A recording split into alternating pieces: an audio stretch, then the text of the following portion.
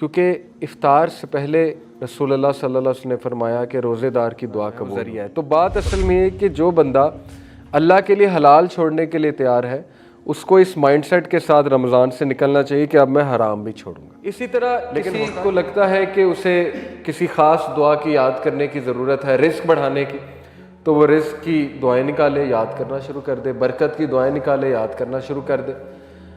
بہت سی دعائیں، حصن المسلم ایک دعا کی کتاب ہے، تو یہ ابھی سے یاد کریں اور مخصوص دعاؤں کا ایک پیکج بنائیں، پورا پریپیئر کریں کہ جی یہ افطاری سے پہلے میں یہ دعائیں کروں گا، کیونکہ افطار سے پہلے رسول اللہ صلی اللہ علیہ وسلم نے فرمایا کہ روزے دار کی دعا قبول ہوتی ہے، پکی بات ہے۔ اللہ تعالیٰ کیونکہ راضی ہوتے ہیں اس سے، تو ڈیفینیٹلی ایسا بندہ دعا کرے گا تو اللہ کے ہاں اس دعا کی بڑی قدر ہے۔ لیکن وہ کیا دعائیں ہوں گی، یہ آپ کو ابھی سے سوچنا چاہیے۔ اسپیسیفک، جتنی دعا اسپیسیفک ہے اتنا اللہ کو پسند ہے۔ آپ موسیٰ علیہ السلام کی دعا دیکھیں، ربی اشرح لی صدری ویسر لی امری واحلل عقدۃ من لسانی یفقہوا قولی واجعل لی وزیرا من اہلی ہارون اخی۔ اتنا اسپیسیفک کہ نام تک پتہ ہے مجھے کون بندہ چاہیے وزیر، ہارون۔ ہماری دعائیں اسپیسیفک تو نہیں ہوتی، جنرل ہوتی ہیں، اللہ نیک بنا دے، نیک بنا دے، یہ دعا ہوتی ہے، ٹھیک ہے، اچھی دعا ہے، لیکن بھی اسپیسیفائی کس قسم کا نیک بنا دے، کتنا نیک بنا دے، کس لیول کا نیک بنا دے۔ جتنا اللہ سے اسپیسیفک ہوں گے اتنا آپ کی سیریسنس شو ہو رہی ہے، ٹھیک ہے نا۔ حضرت موسیٰ کو پتا تھا کہ مجھے کیا چاہیے، میرا سینہ کھول دے، مشن کے لیے یہ چیز چاہیے انہیں، پھر میری زبان جو ہے اس میں روانگی پیدا کر دے، اس میں لکنت ہے، اس میں روانگی پیدا کر دے، اور میرے لیے آسانی پیدا کر دے جو ٹاسک میں کرنے چاہ رہا ہوں، اور میرا ایک وزیر مقرر کر دے، اور وہ وزیر ہو کون، وہ ہارون ہو، کون، میرا بھائی ہو۔ تو یہ دعا کا فلسفہ ہے، ٹھیک ہے۔ یہ فلسفے کو ذہن میں رکھتے ہوئے دعائیں جو ہیں وہ تشکیل دیں، ان کی لسٹ بنائیں، اور وہ دعاز آپ افطاری پہ کریں، ایک پلان کے ساتھ کریں۔ رمضان میں بے شک دعائیں قبول ہوتی ہیں، روزے دار کی دعائیں جو ہیں وہ قبول ہوتی ہیں۔ تو Ramadan is a month of joy, happiness, joy. اس میں خوش ہی رہنا چاہیے اور خوش رہنے کی پریکٹس ہی کرنی چاہیے، اور یہ یاد رکھیں کہ ایک خوشی کا ذریعہ ہے روزہ کھولنا، دوسرا خوشی کا ذریعہ یہ سوچنا ہے کہ اللہ سبحانہ و تعالیٰ قیامت والے دن جب مجھ سے ملیں گے تو اس کی خوشی مومن کو ابھی سے فیل کرنی چاہیے۔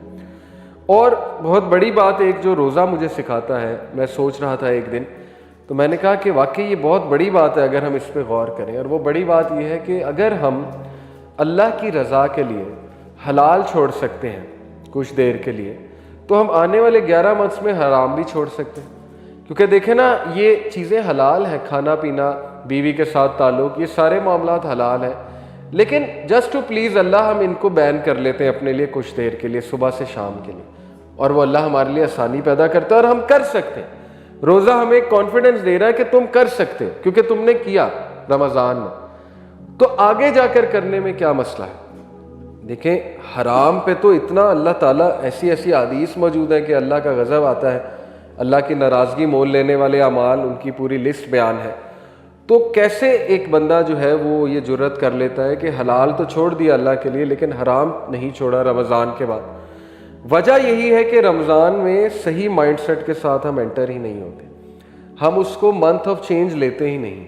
ہم یہ سمجھتے ہیں کہ بس میریکولسلی ہم روزے رکھیں گے اور بس معجزاتی طور پہ ہم چینج ہو جائیں گے، ایسا نہیں ہوتا، الا یہ کہ اللہ کی طرف سے کوئی بہت خاص رحمت ہو۔ بہت سے لوگ ظاہر ہے وہ ایک بات سے بھی چینج ہو جاتے ہیں، لیکن چینج ہونے کے لیے پریکٹس چاہیے، چینج ہونے کے لیے رائٹ مائنڈ سیٹ چاہیے۔ وہی بات ہے انما الاعمال بالنیات، جب ایک بندہ ایک خاص نیت اور مائنڈ سیٹ کے ساتھ ایک جگہ انٹر ہو رہا ہے، پھر ہی وہ چیز اسے فائدہ دے گی، پھر ہی وہ اس کا صحیح سے فائدہ اٹھا سکے گا۔ یہ سارے جو تقوی کے میں نے آپ کو اوصاف بتائے، کم کھانا، کم سونا، کم گفتگو کرنا، سچ بولنا، زبان کی حفاظت کرنا، اللہ کی عبادت کرنا، اللہ کے قریب ہونا، ان سب کا تعلق روزے کو جاگ کر گزارنے سے، صحیح سے گزارنے سے۔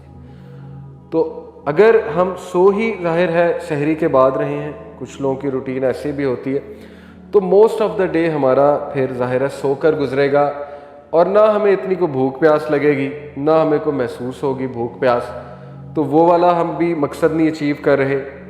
ظاہر ہے جب انسان بھوک پیاس میں ہوتا ہے تو اس کے بایولوجیکل فائدے بہت ہیں. جب انسان بھوک اور پیاس میں ہوتا ہے تو اس کا ڈائجسٹو سسٹم ریسٹ پہ ہوتا ہے, اور ڈائجسٹو سسٹم سب سے ہیکٹک سسٹم ہے, اس میں کوئی 7-8 آرگنز انوالوڈ ہیں. تو وہ سب سے جو بھاری سسٹم ہے, ہیکٹک سسٹم ہے, وہ ریسٹ پہ ہوتا ہے. تو ایکسکریٹری سسٹم جو ہے وہ اچھا رن کرتا ہے, نروس سسٹم اچھا رن کرتا ہے, انسان کے مختلف جو سسٹمز ہیں وہ اچھے رن کرتے ہیں, آپٹیمل لیول پہ ہوتے ہیں. تو خون کا فلو بہتر ہو جاتا ہے, ٹاکسنز ریلیز ہوتے ہیں, بلڈ پریشر شوگر میں بہت بہتری آتی ہے. اس کے تو اتنے فائدے ہیں کہ اب تو گورے فاسٹنگ کرتے ہیں. انٹرمیٹنٹ فاسٹنگ تو ایتھلیٹس کا ایک آپ کہہ لیں ایک ریگولر چیز ہے. جتنے ایتھلیٹس ہیں انٹرمیٹنٹ فاسٹنگ کرتے ہیں, 16 گھنٹے بھوکے رہتے ہیں, 16 کے اس کے مطابق 16 رول کے مطابق چلتے ہیں, کیونکہ اس کے فائدے اب سائنس اتنا بیان کر چکی ہے. اور ایک بک ہے دا فاسٹ ڈائٹ, اس کا کرکس ہی ہے دا فاسٹ ڈائٹ کا کہ آپ صرف 2 دن روزے رکھو, فاسٹنگ کرو ایک ویک میں, باقی آپ نارمل کھاؤ. تو اس سے کیا ہے کہ آپ کی ڈائٹ بھی اچھی رہے گی اور آپ کی باڈی بھی اچھی رہے گی. تو یہی روٹین نبی اکرم صلی اللہ علیہ وسلم کی تھی کہ وہ منڈے اور تھرسڈے کو روزے رکھا کرتے تھے. تو ہمیں اس لیے بھی زیادہ خوش ہونا چاہیے کہ رمضان ایک ایسی ایکٹیویٹی ہے جس میں بہت سے دنیاوی فائدے بھی ہیں اور بہت سی قلبی بیماریوں کا بھی علاج ہے روزہ. اور سب سے بڑی بات اللہ کی خوشنودی کا یہ ایک بہت بڑا ایک کہہ لیں کہ ذریعہ ہے, اور اللہ تعالیٰ کے قریب ہونے کا یہ ایک بہت بڑا جو ہے وہ ذریعہ ہے. تو بات اصل میں یہ کہ جو بندہ اللہ کے لیے حلال چھوڑنے کے لیے تیار ہے, اس کو اس مائنڈ سیٹ کے ساتھ رمضان سے نکلنا چاہیے کہ اب میں حرام بھی چھوڑوں گا. لیکن ہوتا کیا ہے انفارچونیٹلی کہ نیت یہ بنائی ہوتی ہے کہ رمضان جیسے ہی ختم ہوگا اس وقت اسی دن میوزک بھی چل جائے گا. رمضان میں میوزک سے بھی اوے, رمضان میں پارٹی سے بھی دور, رمضان میں ہر خرافات سے دور. جیسے ہی وہ چاند رات آئی تو سب کچھ واپس آ گیا. وہ پھر مذاق بھی ہونا کہ شیاطین اب چھوٹ گئے تو چلو پارٹی ہو جائے. تو اس کا مطلب کہ ساری کی ساری محنت ہم نے جو ہے وہ ضائع کر دی, اور اس منتھ سے ہم نے کوئی بھی فائدہ نہیں اچیو کیا, اللہ معاف کرے, بلکہ وہ وبال بھی بن سکتا ہے ہمارے لیے. تو اسی لیے ہم رائٹ اپروچ کے ساتھ انشاءاللہ اس میں داخل ہوتے ہیں. اور رائٹ اپروچ ہے اسٹارٹنگ وتھ اسٹیپ 1, رمضان اور روزے کی نیچر کو انڈرسٹینڈ کرنا. روزے کا مقصد ہے انسان کو نیک بنانا. اگر ایک بندہ رمضان میں بہت کھا رہا ہے تو یہ نیک لوگوں کی نشانی نہیں ہے. بہت پی رہا ہے, بہت کھا رہا ہے, کیونکہ لوگ اتنا کھا لیتے ہیں کہ اس کے بعد ان سے رکوع اور سجدہ بھی نہیں ہوتا مسجد میں جا کے. تو پھر لوگ اتنا کھاتے ہیں کہ ان کی مغرب کی نماز پہ نکل جاتی ہے. رمضان میں بس روزے کا یہ مقصد ہے کہ آپ نے اپنی رگوں کو تر کیا, اپنے ظاہر ہے کہ پیاس بجھائی, تھوڑا بہت کھایا, اس کے بعد آپ اللہ کی عبادت کے لیے نکل گئے, اس کے بعد تھوڑا بہت کھایا, انرجی گین کی, آپ تراویح کے لیے چلے گئے. تو جو نیک آدمی ہے وہ زیادہ نہیں کھاتا. یہ بہت بنیادی سی بات ہے. یہ ہمارے بزرگوں کو بھی آپ دیکھ لیں, ان کی یہی روٹین تھی. تو ایک تو یہ کہ اس میں یہ ایم نہ بنائیں کہ میں نے ٹکا کے کھانا ہے. کچھ لوگ کا ویٹ بڑھ جاتا ہے رمضان میں, بہت ہوتا ہے یہ, کیونکہ وہ بھوکا رہ کے پھر زیادہ کھاؤ تو وہ زیادہ انسان کا ویٹ بڑھتا ہے, اور اس سے پھر ظاہر ہے کہ سسٹم بھی الٹ پلٹ ہو جاتا ہے. تو ایک تو آپ اس رائٹ مائنڈ سیٹ سے انٹر ہو کہ ہم نے کھانے کو کم کرنا ہے, اس منتھ میں پریکٹس کرنی ہے کم کھانے کی.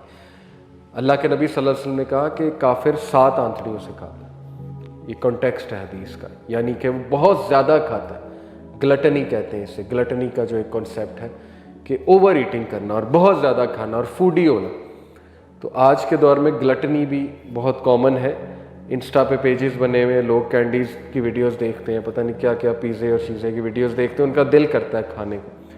تو نہیں, ہمارے لیے کم کھانا ہی ہے. اگر آپ نے پرہیزگاری کو اچیو کرنا ہے, نیکی کو اچیو کرنا ہے, اس کی پریکٹس رمضان میں کریں.